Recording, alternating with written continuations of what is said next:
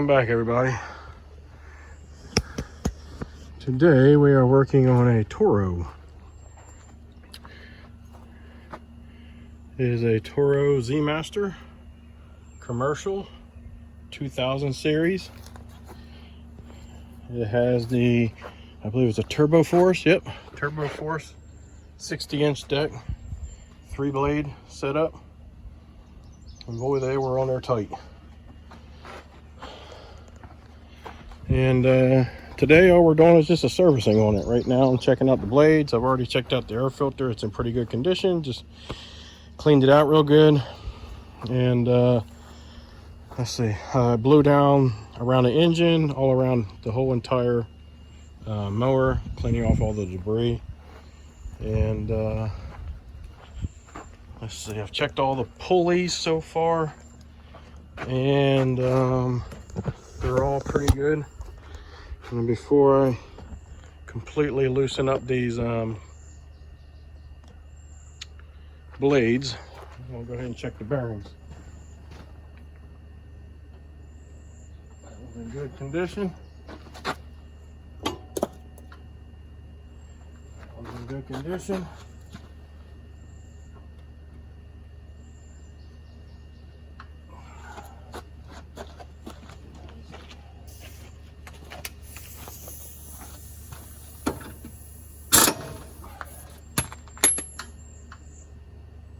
And that one's in good condition.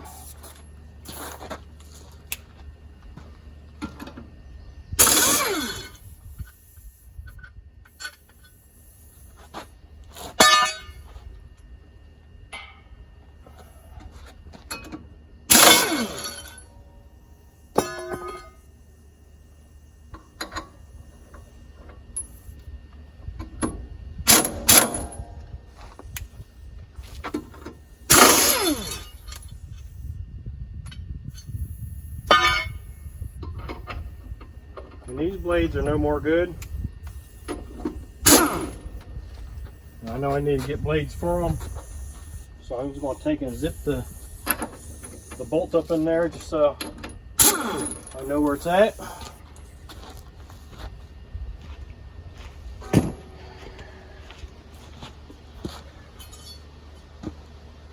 And these blades are no good for a couple reasons.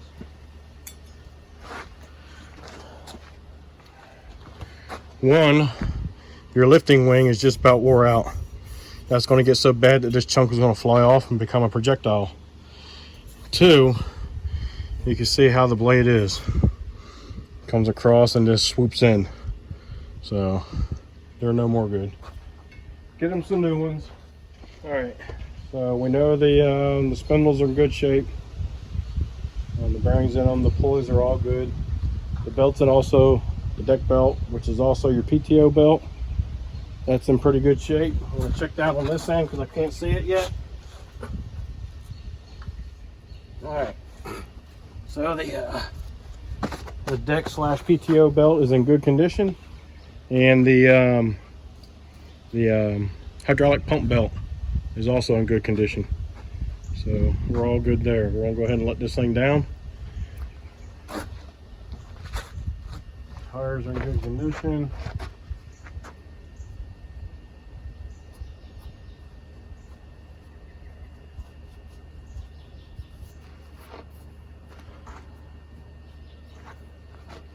We'll go ahead and shoot some grease.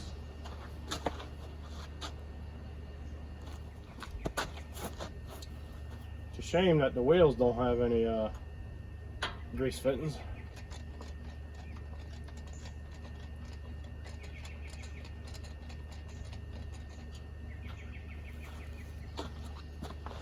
For some reason they don't have them.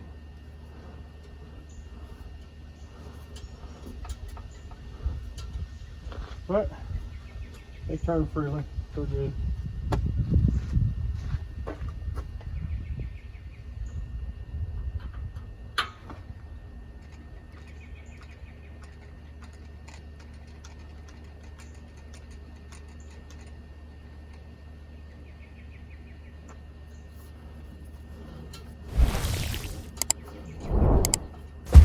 Looks like a lot of the stuff that's on here has a bushing,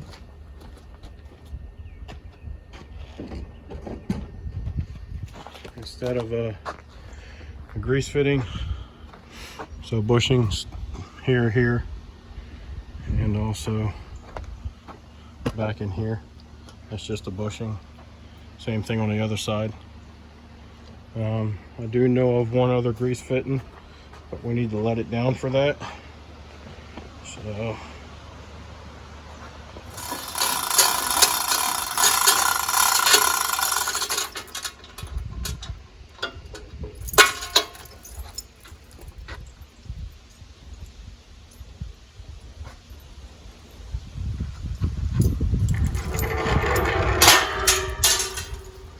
wife says it's time to eat.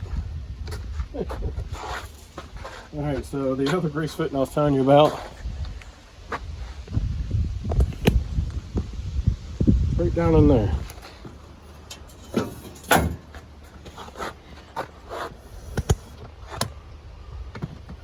All right, right back in there, right next to there. There's the swing arm right there. Let's see if we can't get you down there a little further. There you go. You can start to see that swing arm now. See that swing arm?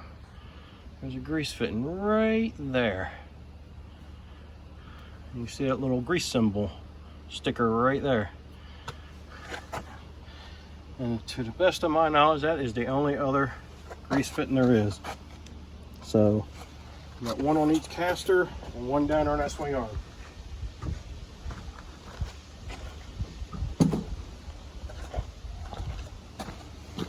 And that's just basically a bushing.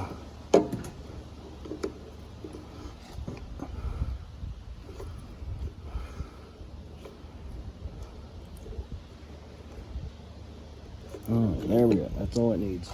Alrighty. So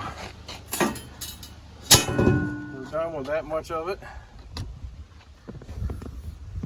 Now I need to take in. I get me a fuel filter for it. I need to stop and get some oil for it, order some blades for it. And convert that oil filter there over to a Fram. That way I can get it at my local store. And like I said, get me a new fuel filter. We'll test this battery, make sure it's good. I notice it's starting to leave a little bit of corrosion here. So I'm thinking there's a little bit of maybe acid leaking through here over time. But we'll test it. See what kind of condition that battery is in. Let's see, I got the fuel filters came in today. And so I got that changed out already. I stopped by Walmart, got me an oil filter. I usually use Fram, but they were out of the Fram.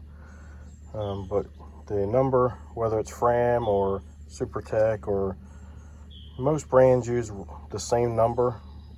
Not all of them, but a lot of them do. And they might put a little prefix, might be different, might be a little different, but the 3614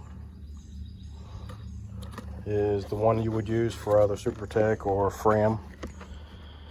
And on this box, it also says that the cross reference for this is also a PH 3600, which is what my Ford Ranger takes. And there's a couple other ones on there too. So the 3600 is a longer version of this one here. The one I took off is a Stens. That's the one I put on last year. I just bought a kit for it because I needed to fill air filters and all too. But if you get the Stens, it's the 120-345.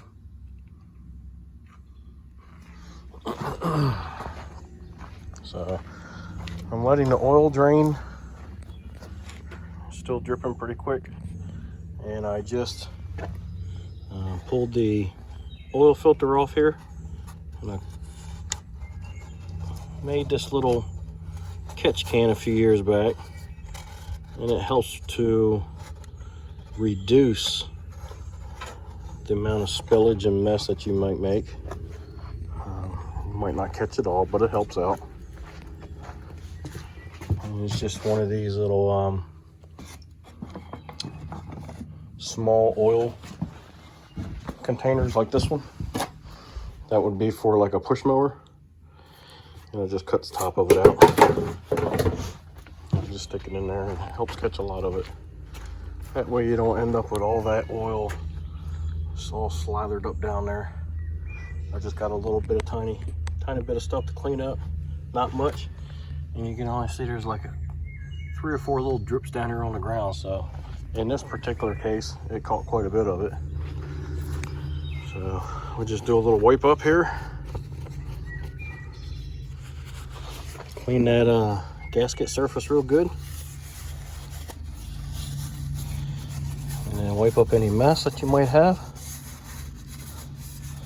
So we don't want to give it to the customer, give it back to him with it dripping oil everywhere because it wasn't cleaned up. And there we go. So let me get you guys back in the tripod. And we'll get that new oil filter installed.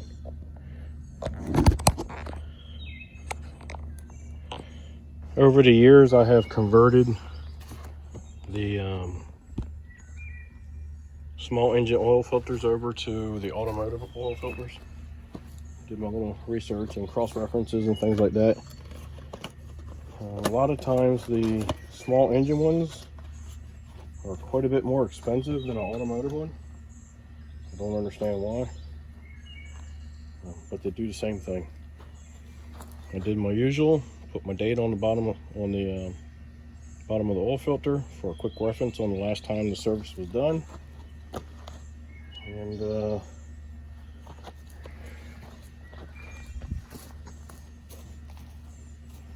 grab some of the fresh oil, a little bit on my finger to lubricate the rubber O-ring on here. You always want to lubricate that a little bit. You don't need much, just a little bit on your finger. And you want to make sure that the sealing surface on the motor side is clean, which we just did.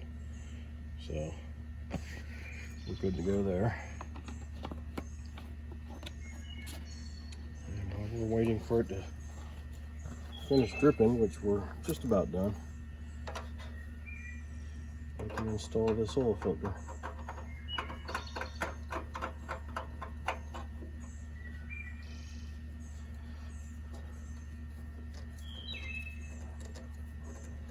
But as I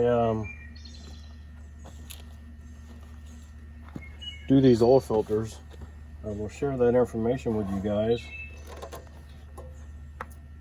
when the cross reference. I've had a couple people send me messages wanting to know which ones they were, so I've shared it with them.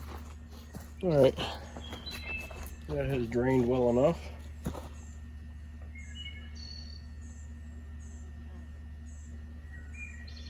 Go ahead and make sure your little cap is clean. This one is a O-ring style.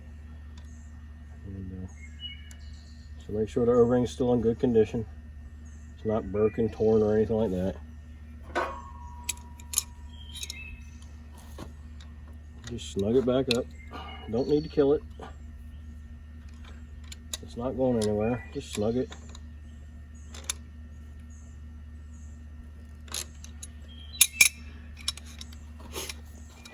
Just like the ones on your car, on your oil pan, you just need to snug them up. You don't need to kill them. You don't need an impact on them or anything like that.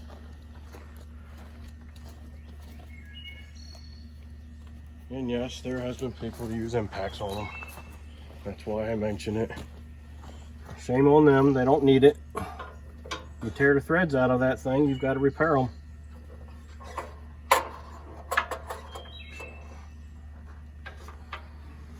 Go ahead and tuck your hose up out of the way so it's not dangling around out the back. That probably didn't sound too good, did it? Let's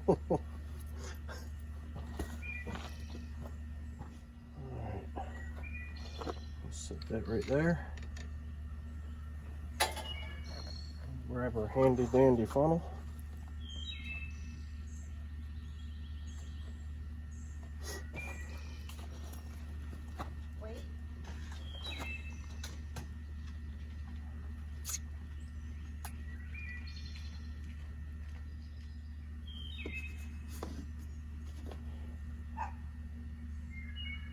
It's roughly 1.5 quarts according to the container.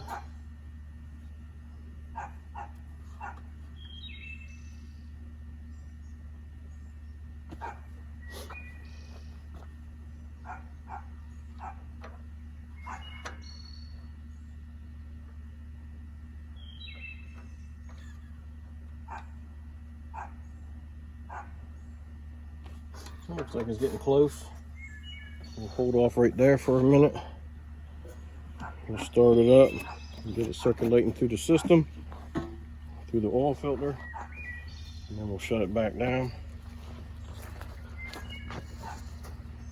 Don't need to let it run too long.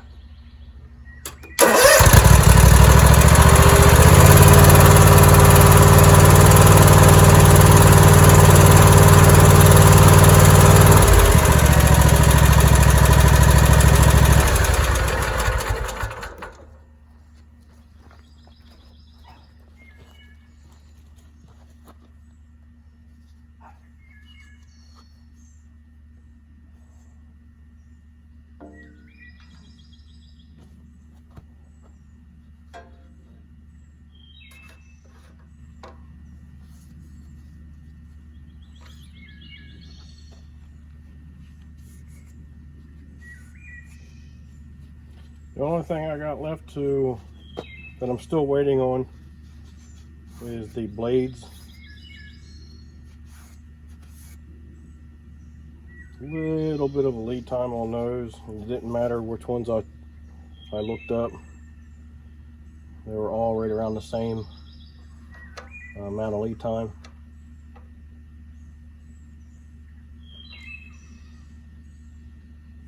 All right.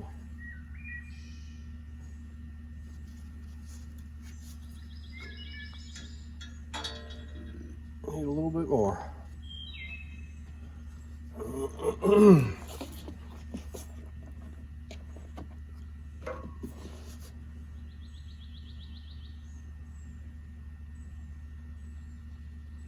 Other than that,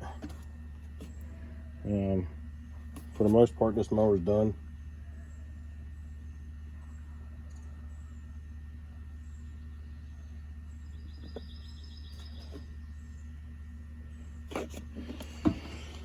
Alright.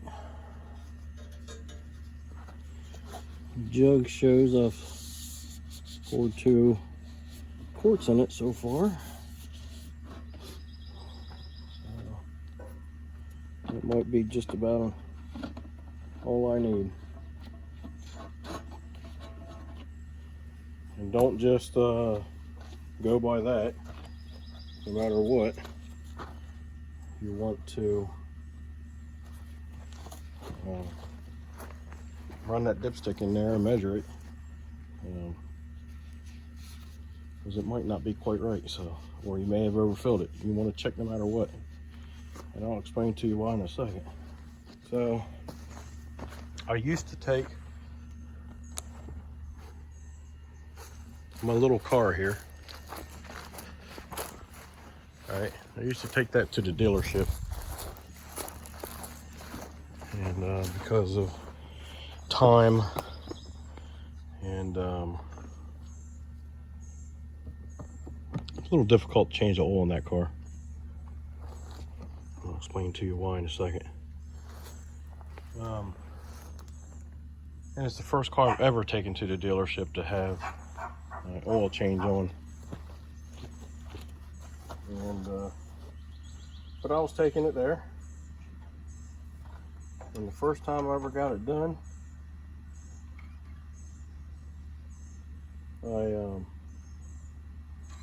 I just got in the car and I left. I put my trust in it. But the whole way home, something just bugged me. And when I got home, I popped the hood and I checked the oil. And it was like a whole bunch of oil overfilled, like 2 quarts I figured. And so here I am. I drove all the way home from, which was about 25 minutes, with this car being 2 quarts overfilled. Now that's not good for any motor, because it starts building too much pressure and you can start pushing oil out your seals. In other words, you could blow a seal. And then it's sloshing all up into the cylinder bore and pushing past the rings and stuff like that. So I called them up and I let them know. I said, hey, look, I just got my car serviced there, and I just got home and I just decided to check the oil, and it's like 2 quarts overfilled. I said, this car is a 3-quart system, not a 5-quart system. And they told me to go ahead and bring it back, and they would correct the issue. I said, okay. So they took care of the issue. I go back for the next time. I did this like 4 times, and 3 out of the 4 times they overfilled the car. They kept putting 5 quarts in it, and these are supposed to be certified factory trained technicians. And I was starting to get upset, and it got to the point I wouldn't leave there until I checked it. And I just got to the point I just quit doing it. And what really topped everything off is they ripped my bumper completely off of my car one day just for taking it in for a oil change, and they told me that they were not going to fix it. And they told me the reason why. And I said, I'm telling you right now, that car is just like it was when it came off the showroom floor. There's nothing aftermarket about it. It's never been in an accident. And I explained that situation to them, and they realized that, yeah, they're the ones that scuffed it up before I bought it, and they are the ones that painted it before I bought it, because that was the agreement I had, is that they had to paint it before I would buy it. So they ignored me for like 2 weeks, and I finally knew somebody who knew the owner of the car dealership, and it boiled down that we had to call them.